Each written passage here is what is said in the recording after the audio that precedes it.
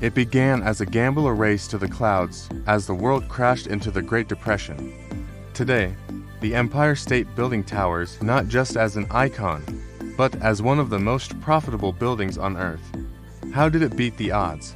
This incredible story reveals that its success wasn't an accident. It was engineered from the very beginning, a masterclass in architecture, business, and ambition. We're going to explore the hidden decisions and clever strategies that made the Empire State Building the most successful skyscraper ever built. In the 1920s, New York's skyline became a battleground of ambition. Architects and tycoons vied to outdo each other, chasing the title of tallest building in the world no matter the risk or cost. The race was on. The Chrysler Building was reaching for the sky, and its rival, the Bank of Manhattan Trust Building, was right behind it. It was a high-stakes game of one-upmanship, where height was everything. In the middle of this frenzy, a new contender entered the ring. John J. Raskob, a former executive at General Motors, and Al Smith, the former governor of New York, announced a project that seemed almost insane. They were going to build higher than anyone had ever dared, right as the economy was showing signs of collapse. Their goal wasn't just to build another skyscraper. It was to build the definitive skyscraper, a monument that would dominate the skyline and redefine the limits of what was possible. Hidden within its Art Deco bones are daring choices: wind-resistant steel, elevator banks separated for speed, and even mooring masts for airships. Every detail, down to the glass, was engineered to leap past competitors and last for decades. The architects, Sharif, Lamb, and Hamann, knew that to win the height race, they needed more than just a tall design. They needed a brilliant one. They designed a revolutionary steel frame that could be assembled with astonishing speed and precision. The building's famous spire wasn't just for show. It was a clever trick. Originally designed as a mooring mast for dirigibles, a futuristic idea that never quite took off, it was added late in the game to ensure the Empire State Building would be taller than the Chrysler Building, whose own spire had been a last-minute surprise. The building's interior was equally innovative. The lobby, a three-story Art Deco masterpiece, was designed to impress tenants and visitors alike. The elevator system was a marvel of efficiency, with separate banks of cars serving different floors to minimize wait times. Every element was meticulously planned not just for aesthetics, but for functionality and long-term profitability. But the secret weapon, New York's zoning laws, designed to keep sunlight flowing between skyscrapers. The Empire State S setbacks and slender spire weren't just style, they were clever legal moves, squeezing every rentable floor from strict city rules. The 1916 zoning resolution was a game-changer for New York architecture. It required buildings to get narrower as they got taller, creating the iconic wedding cake silhouettes that define the city's skyline. This was done to prevent new, massive buildings from casting entire neighborhoods into permanent shadow.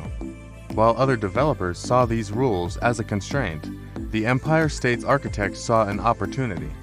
They mastered the setback formula, designing a base that maximized the allowable floor space before gracefully tapering upwards. This allowed them to build a massive, profitable lower section while still reaching for the clouds with a slender, elegant tower.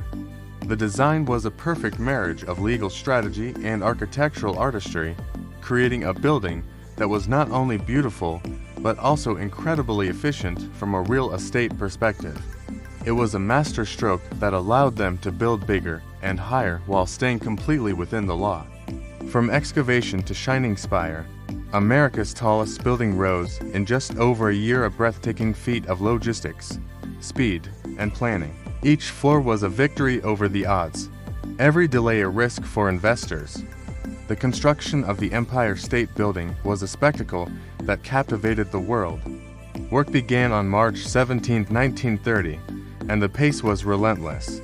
A highly organized army of over 3,400 workers swarmed the site, working in perfect sync. The steel framework shot upwards at an incredible rate, sometimes as fast as 4.5 stories per week. Materials were delivered with clockwork precision, hoisted into place, and riveted together by teams of fearless steel workers who became folk heroes known as skywalkers. The process was so efficient that materials ordered from a factory in Pennsylvania could be installed in the building just 80 hours later. On May 1, 1931, only 1 year and 45 days after construction started, the building was officially opened, a testament to American ingenuity and determination. Midtown was the unexpected frontier. Noisy, crowded, expensive, but smart location meant access to transit, future clients, and a place above the old money skyline, turning risk into lasting value. Choosing to build on 5th Avenue at 34th Street was a calculated risk. At the time, the most prestigious office buildings were clustered in Lower Manhattan, the city's traditional financial district. Midtown was seen as a retail and entertainment hub, not a corporate center. The site itself was occupied by the famous Waldorf Astoria Hotel, but the developers saw the future. They recognized that Midtown was the geographic heart of Manhattan, with unparalleled access to the city's major rail hubs, including Penn Station and Grand Central Terminal. This would make it incredibly convenient for commuters and clients. They wagered that the center of gravity for New York business would shift northward, and they were right. By building a world-class office tower in Midtown, they didn't just follow a trend, they created one. The location, once seen as a gamble, became one of the building's greatest assets, ensuring its long-term relevance and desirability. The Empire State Building shattered records. 4.5 stories built per week, more than 60,000 tons of steel assembled with military precision. Outside, the world watched in awe as a new icon pierced the skyline.